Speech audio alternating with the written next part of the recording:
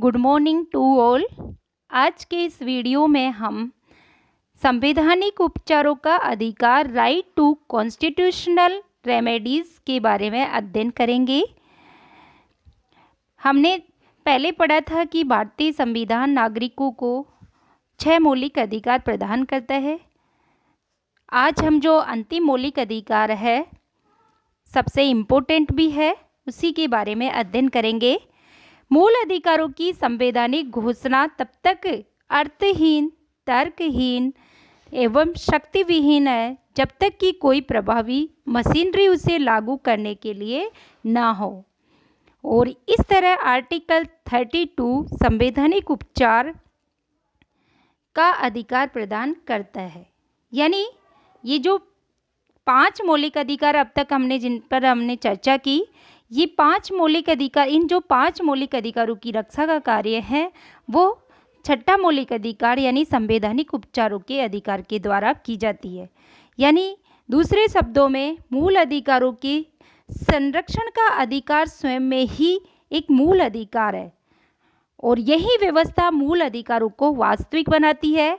और इसके इम्पोर्टेंस को देखते हुए भारतीय जो संविधान के जनक व जननी व आधुनिक भारत के मनु यानी डॉक्टर भीमराव अंबेडकर जी कहते हैं कि जो आर्टिकल 32 है वो एक अनुच्छेद जिसके बिना सारा संविधान अर्थहीन है और यह संविधान की आत्मा और हृदय है। तो ये ध्यान रखिएगा कि अंबेडकर जी ने संविधान की आत्मा किसे कहा, तो वह है संवैधानिक उपचारों का अधिकार। ये जो आर्टिकल 32 है, ये मूल अधिकार है, ये सभी व्यक्तियों को प्राप्त है, यानी ये भारतीय व विदेशी दोनों को ही प्राप्त है। और इस जो आर्टिकल 32 के 4 क्लोज है यानी 4 खंड है। 32(1) में कहा गया है कि भारत में रहने वाले सभी व्यक्तियों को मूल अधिकारों को प्रवर्तित या लागू करने के लिए उच्चतम न्यायालय में आवेदन का अधिकार है। यानी इसका मतलब यह है कि आर्टिकल 32 के तहत यदि भारत के किसी भी या जो विदेशी है या किसी भी व्यक्ति के जो मौलिक अधिकार है उनको क्षति पहुंचती है, उनको नुकसान होता है, वायलेशन होता है, तो उन्हें अधिकार है कि वो आर्टिकल 32 के तहत सीधे सुप्रीम कोर्ट का दरवाज़ा खटखटा सकता है और सुप्रीम कोर्ट के द्वारा उसकी रक्षा की जाएगी। आर्टिकल 32 खंड 2 में लिखा है कि इसके तहत सुप्रीम कोर्ट को यह शक्ति प्रदान है कि जिसके अनुसार वह मूल अधिकारों को प्रवर्तित या लागू करने के लिए निर्देश, आदेश अथवा रिट जारी कर सकता है। यानी 32 क्लोज 2 में लिखा है कि सुप्रीम कोर्ट मौलिक अधिकारों की रक्षा के लिए 5 प्रकार की रिटें जारी कर सकता है। और वो जो 5 प्रकार की रिटें है वो है बंदी प्रत्यक्षीकरण, परमादेश, प्रतिषेध, उत्प्रेक्षण और अधिकार पक्षा। आइए अब हम एक एक करके इन पर चर्चा करते हैं। बंदी प्रत्यक्षीकरण, हेबियस कॉर्पस। बंदी प्रत्यक्षीकरण इसका शाब्दिक अर्थ है को प्रस्तुत किया जाए। यह जो रिट है वो बंदी बनाए गए व्यक्ति को अधिकार प्रदान करती है कि जो अगर यदि उसको इल्लीगल तरीके से, अवैध तरीके से किसी भी पुलिस अधिकारी के द्वारा बंदी बनाया जाता है तो उसके जो भी रिश्तेदार है या उसका कोई भी नॉन उसका दोस्त है वो याचिका दायर कर सकता है। और इसमें बंदी बनाने वाले व्यक्ति से न्यायालय यह प्रश्न करता है कि जो बंदी बनाए गए व्यक्ति को तुरंत सशरीर प्रस्तुत किया जाए न्यायालय में और उसके बंदी बनाए जाने के कारणों से अवगत कराए। यदि वह अवैध तरीके से उसे बंदी बनाया गया है तो उसे तुरंत रिहा किया जाए। और यह जो बंदी प्रत्यक्षीकरण की रिट है वो सार्वजनिक प्राधिकरण हो या व्यक्तिगत, दोनों के खिलाफ जारी किया जा सकता है।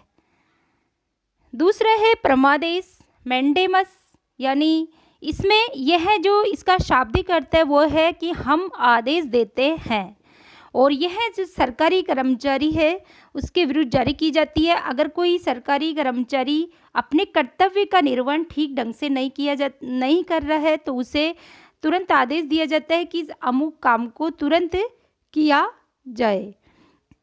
परमादेश रिट जारी मतलब किनके विरुद्ध नहीं की जा सकती, तो निजी व्यक्तियों के विरुद्ध नहीं की जा सकती, और ऐसे विभाग जो गैर संवैधानिक है, और भारत के राष्ट्रपति, राज्य के राज्यपालों के विरुद्ध जारी नहीं की जा सकती।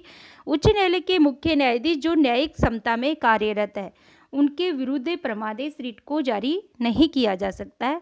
तीसरी जो रिट है सुप्रीम कोर्ट के द्वारा जो मौलिक अधिकारों की रक्षा के लिए जारी की जाती है वो है प्रतिषेध। इसका शाब्दिक अर्थ है रोकना।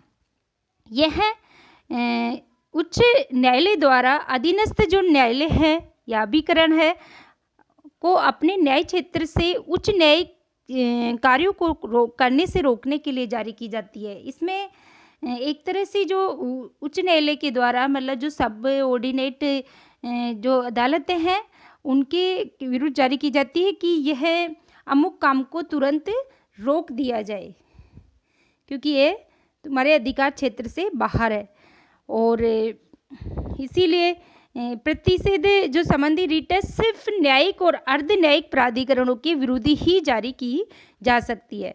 यह प्रशासनिक प्राधिकरणों और विधायी निकायों तथा निजी व्यक्ति या निकायों के मतलब उपलब्ध नहीं है, उनके विरुद्ध नहीं जारी की जा सकती। फिर है उत्प्रेषण। इसका शाब्दिक अर्थ होता है प्रमाणित होना या सूचना देना। यह भी एक उच्च न्यायालय द्वारा अधीनस्थ न्यायालय को जो कि उनके पास कोई मामला लंबित है उससे अपने पास मंगवा लेना, निचली अदालतों से मामले को ऊपरी अदालत में मंगाना। तो जैसा कि पहले उत्प्रेषण की रिट सिर्फ न्यायिक व अर्ध न्यायिक प्राधिकरणों के खिलाफ ही जारी की जा सकती थी, लेकिन प्रशासनिक इकाइयों के खिलाफ नहीं थी। हालांकि 1991 में सुप्रीम कोर्ट ने व्यवस्था दी कि उत्प्रेषण व्यक्तियों के अधिकारों को प्रभावित करने वाले प्रशासनिक अधिकरणों के खिलाफ भी जारी किया जा सकता है। फिर है अधिकार परीक्षा को वारंटो। अधिकार परीक्षा इसका शाब्दिक अर्थ होता है कि प्राधिकृत या वारंट के द्वारा, यानी किसी भी पद के दावे की वैधता की जांच करना। यह तब जारी की जाती है कई बार कोई भी व्यक्ति फर्जी सूचना या जैसे फर्जी मार्कशीट किसी भी इलीगल तरीके से सरकारी नौकरी प्राप्त कर लेता है, तो इसमें उसके पद की दावे की वैधता की जांच की जाती है कि जो पद धारण किया है क्या वैध तरीके से आपने धारण किया है या नहीं। अगर अवैध है तो उसे टर्मिनेट किया जा सकता है। तो इस तरह सुप्रीम कोर्ट को ये अधिकार है कि आर्टिकल 32 के तहत की मौलिक अधिकारों की रक्षा के लिए वह 5 प्रकार की रिट जारी कर सकता है।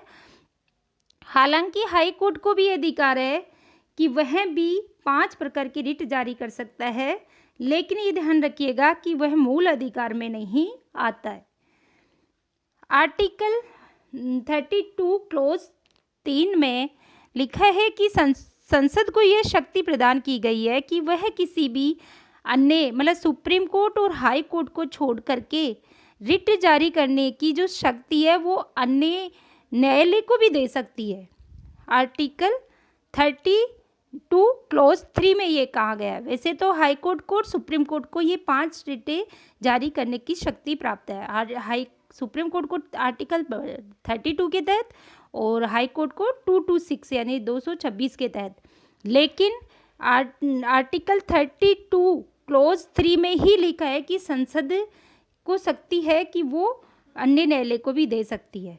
और आर्टिकल 32 क्लोज 4 में लिखा है कि इस अधिकार को किसी भी हाल में निलंबित नहीं किया जा सकता सिवाय उचित संवैधानिक तरीके के, यानी केवल एक इमरजेंसी को छोड़ करके, क्योंकि यह संविधान के मूल ढांचे में आता है। और मूल ढांचे में हमने देखा था जो बेसिक स्ट्रक्चर की जो थ्योरी है केशवानंद भारती केस में कहा गया था कि जो भी मूल ढांचे में है उसमें अमेंडमेंट नहीं किया जा सकता।